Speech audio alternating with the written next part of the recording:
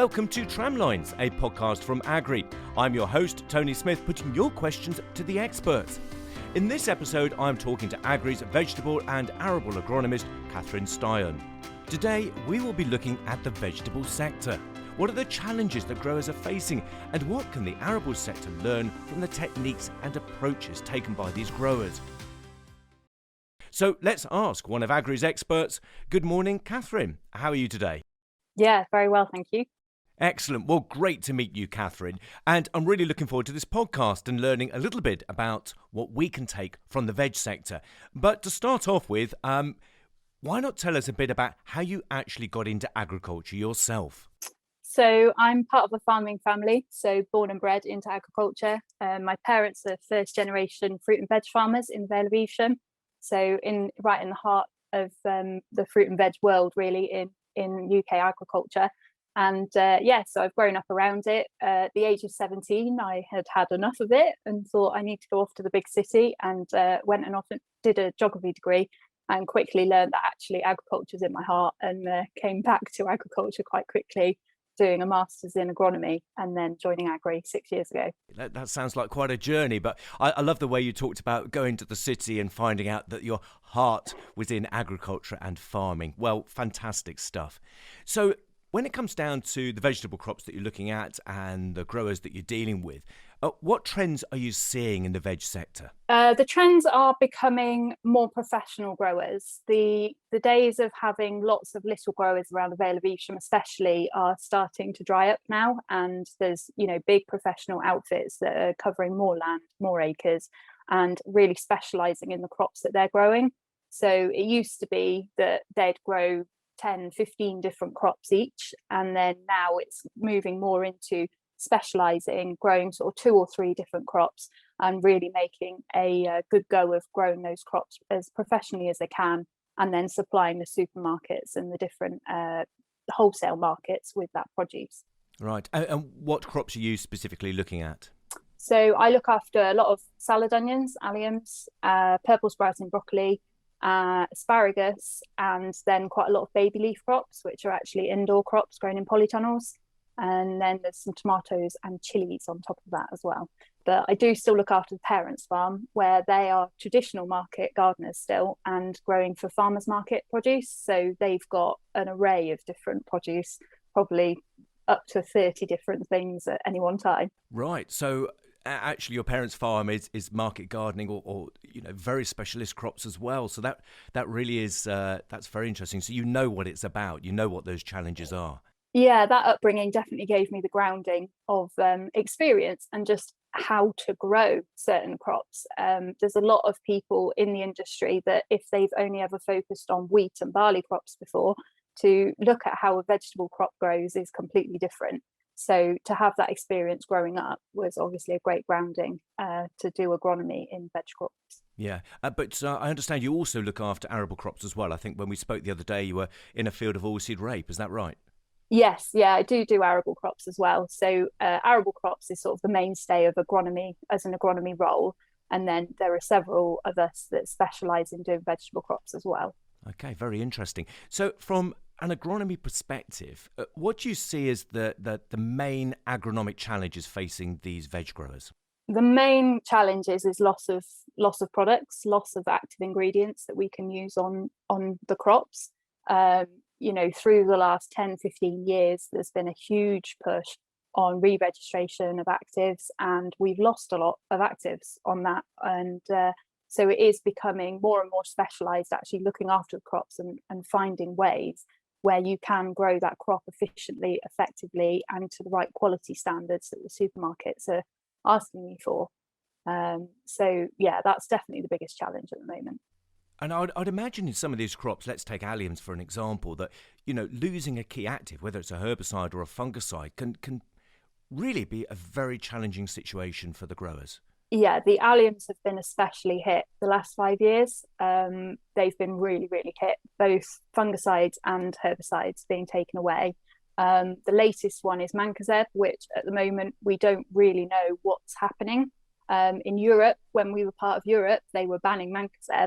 And then here at the moment, we still haven't got a date for when they're going to revoke it. but it does provide the main source of protection against downy mildew in onions.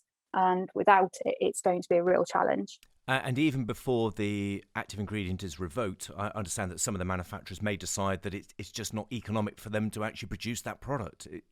So what's your way through? What can you do to help these growers? It's very difficult, is the answer. And we're having to be led down the path of using a product that is slightly substandard to what we could use if the manufacturer was still using it.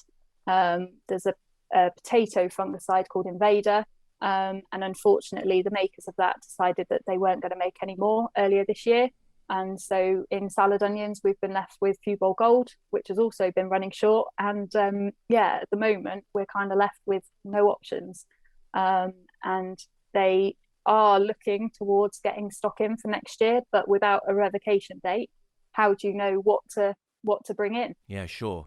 That's the most difficult thing, is the unknown, really. And I know that the team at Agrii that look at supply and getting products into stock will be working very hard at that.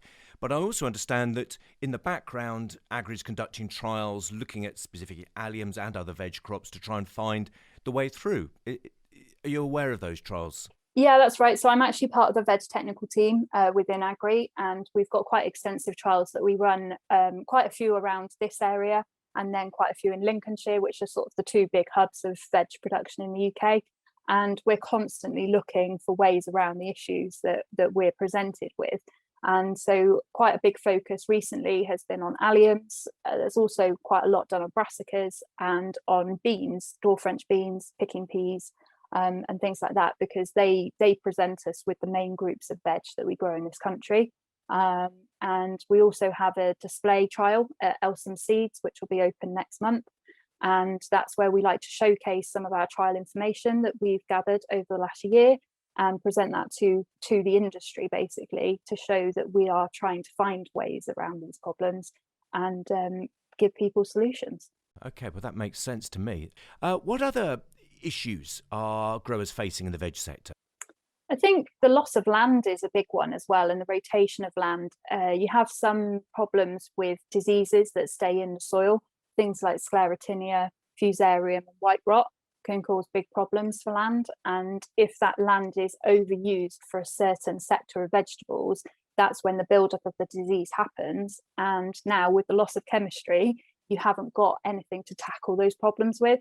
So it just writes off that land, even though it could be a very good soil for growing veg in. If it's got white rot in, you can't grow onions. And it's as simple as that, really. So rotation of veg land that is suitable is really difficult. And for that, farmers try and maximise the area that they can grow veg on. And that in itself can cause quite a lot of problems. Compaction, bad rutting, headlands, things like that can be a real issue. Sure. So there's two things that I think you've mentioned there. The first is availability of land. So what does a grower do about that? What can they do? It's very, very difficult.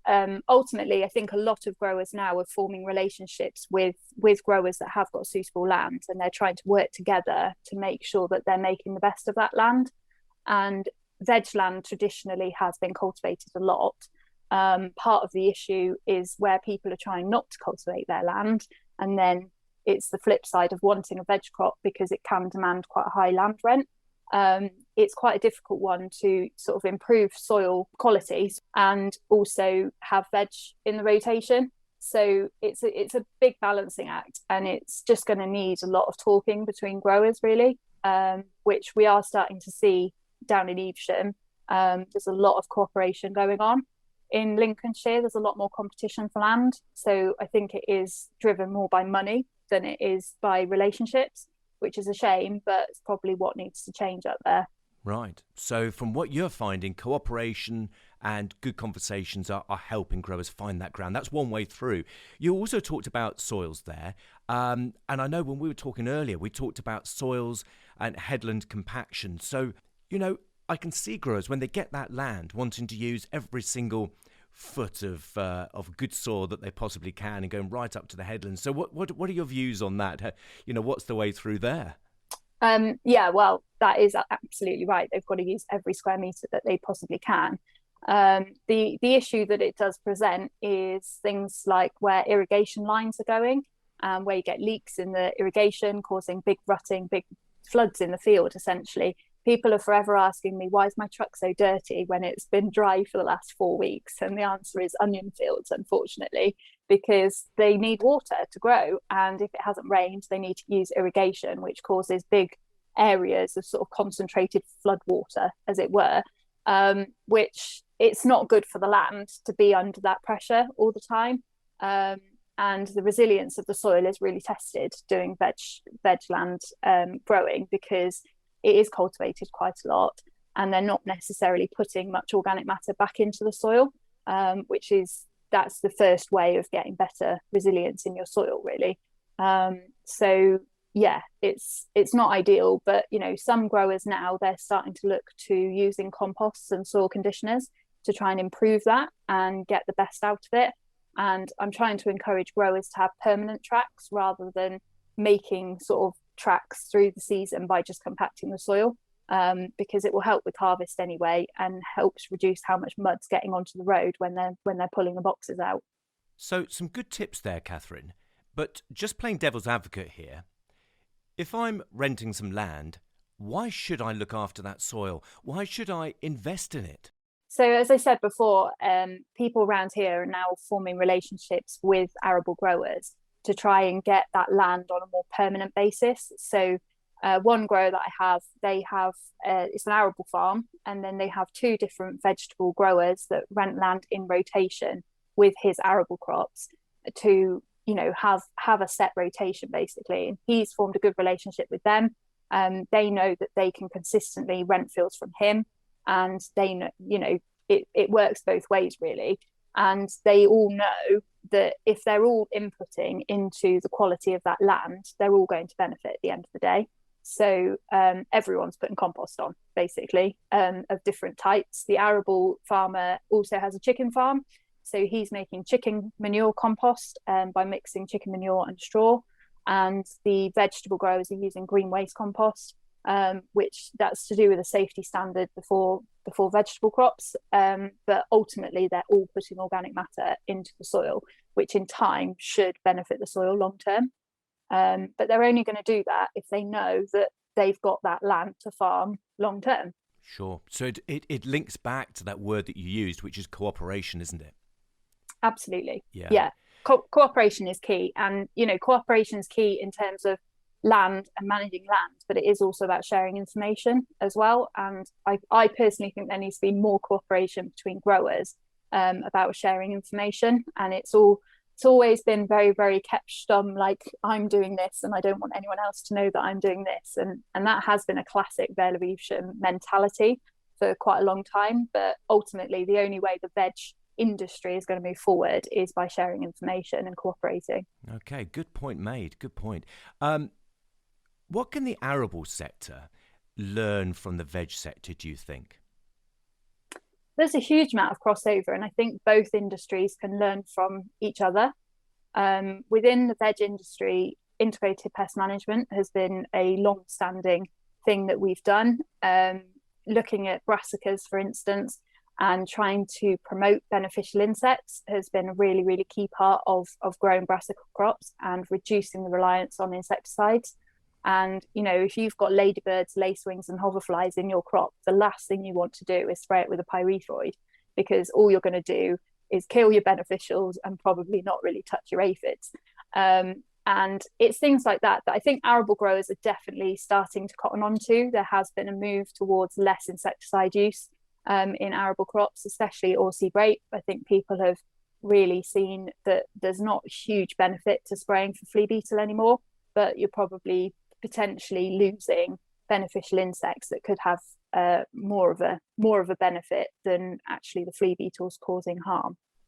And this is really interesting, Kathryn, because it reminds me of the conversation we were having earlier about Agrii's Green Horizons initiative. And what I'm interested in is what other growers of other crops can learn from the veg sector in terms of some of those key points. For example, integrated whole farm solutions, IPM, those things the veg sector are doing so well.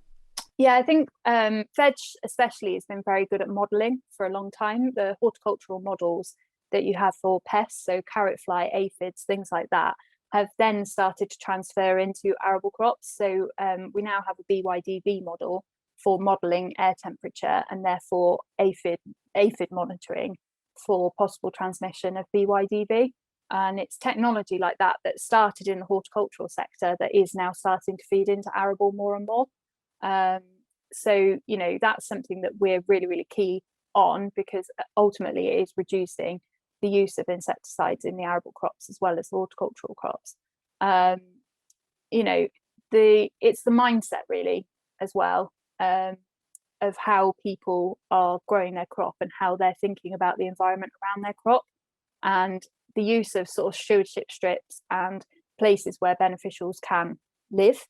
Actually, I think the arable farmers have been better on that the last few years, and that's something that the veg growers need to sort of bring into their system of having flower margins, having rough grasses, things like that around the edges of their fields, because they'd be able to see a lot of benefit from the animals and the invertebrates that can live in those areas. So actually, as much as the arable sector can learn from the veg sector, actually the veg sector can also learn some things from the arable. So that's fantastic. Yeah, absolutely. And I think the arable farmers, there's a movement towards sort of Regen Ag, no-till soil and things like that. And that has been really looking at soil structure and how we can improve the soil, how we can reduce on cultivations, reduce diesel use, and the veg sector can probably learn a lot from that as well. Yeah, and there are a lot of issues facing growers of all crops, aren't there? What opportunities do you think the veg growers have got to look forward to over the next few years? Well, there's huge technology improvements in veg. Looking at robots and things like that are quite interesting. But I think there is starting to be a shift now looking at homegrown food production. The issues that we've had with Brexit, with COVID, things like that, I think it has brought it home about food security and how reliant we are on imported food. And I'm sure everyone over the last few weeks has seen shortages on the shelves and thinking, oh God, what's going on here? And actually, if we put a better focus on British agriculture and we actually gave British veg farmers the sort of support that's required, really, that wouldn't be a problem as far as I'm concerned. Part of the issue is the standards that supermarkets think the consumer wants. And it's quite interesting to see the rise in the wonky veg section of the supermarket and how that's seemingly getting a bit more voice in the market.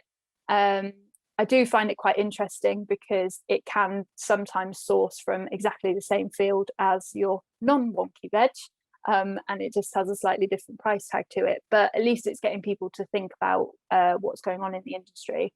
I think there's the potential for veg farming to carry on improving over the next few years. It's just going to look slightly different to what it has done the last 30 years. And if you were to share one top tip with your listeners today, whether they're veg growers or arable growers, what would it be? Probably something along the lines of being resilient. I think with every negative thing going on at the moment, it's quite easy to sort of feel pulled down by the situation. And actually, I don't see any point in feeling like that. You've just got to keep upbeat about it, talk to people about what they're doing on their farm and try and learn as much as possible.